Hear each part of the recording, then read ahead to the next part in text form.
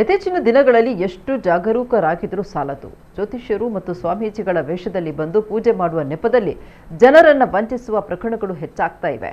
ಅಂತಹುದೇ ಒಂದು ಆಘಾತಕಾರಿ ಘಟನೆ ಬೆಳಕಿಗೆ ಬಂದಿದೆ. ಬುಡಬುಡಕ್ಕೆ ಸ್ವಾಮೀಜಿ ವೇಷದಲ್ಲಿ ಬಂದ ಖದೀಮನೊಬ್ಬ ಮನೆಯಲ್ಲಿ ಸಾವಿನ ಕಂಟಕ ಇದೆ ಅಂತ ಹೆದರಿಸಿ ಪೂಜೆ ಮಾಡಿದ್ರೆ ದೋಷ ನಿವಾರಣೆಯಾಗುವುದಲ್ಲದೆ ಚಿನ್ನವೂ ಹೆಚ್ಚಾಗುತ್ತೆ ಅಂತ ನಂಬಿಸಿ ದಂಪತಿಯ ವಿಶ್ವಾಸ ಗಳಿಸಿ ಚಿನ್ನಾಭರಣವನ್ನ ದೋಚಿ ಪರಾರಿಯಾದ ಘಟನೆ ಬೆಂಗಳೂರಿನಲ್ಲಿ ನಡೆದಿದೆ. ಮೋಹನ್ ಹಾಗೂ ಅವರ ಪತ್ನಿ ಉಷಾ ಅವರ ಮನೆಗೆ ಬಂದ ಆರೋಪಿ ಉಷಾ 8 ತಿಂಗಳ ಗರ್ಭಿಣಿಯಾಗಿರುವುದನ್ನು ಗಮನಿಸಿ ಅದನ್ನೇ ಬಂಡವಾಳ ಮಾಡಿಕೊಂಡಿದ್ದಾನೆ. ನಿಮ್ಮ ಮನೆಗೆ ದೊಡ್ಡ ದೋಷವಿದೆ, ಶೀಘ್ರದಲ್ಲೇ ಯಾರೋ ಸಾಯ್ತಾರೆ ಅಂತ ದಂಪತಿಯನ್ನು ಹೆದರಿಸಿದ್ದಾನೆ.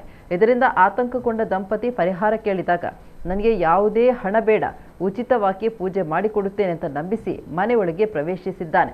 ಬಳಿಕ ಪೂಜೆ ಮಾಡುವ ನೆಪದಲ್ಲಿ ತನ್ನೊಂದಿಗೆ ತಂದಿದ್ದ ಮಣ್ಣಿನ ಕುಡಿಕೆಯಲ್ಲಿ ಚಿನ್ನಾಭರಣಗಳನ್ನು ಹಾಕಿ ಪೂಜೆ ಮಾಡಿದ್ರೆ ಮನೆಯ ದೋಷ ನಿವಾರಣೆಯಾಗುವುದಲ್ಲದೆ ಚಿನ್ನ ಇನ್ನೂ ಹೆಚ್ಚಾಗುತ್ತೆ ಅಂತ ಪುಸಲಾಯಿಸಿದ್ದಾನೆ.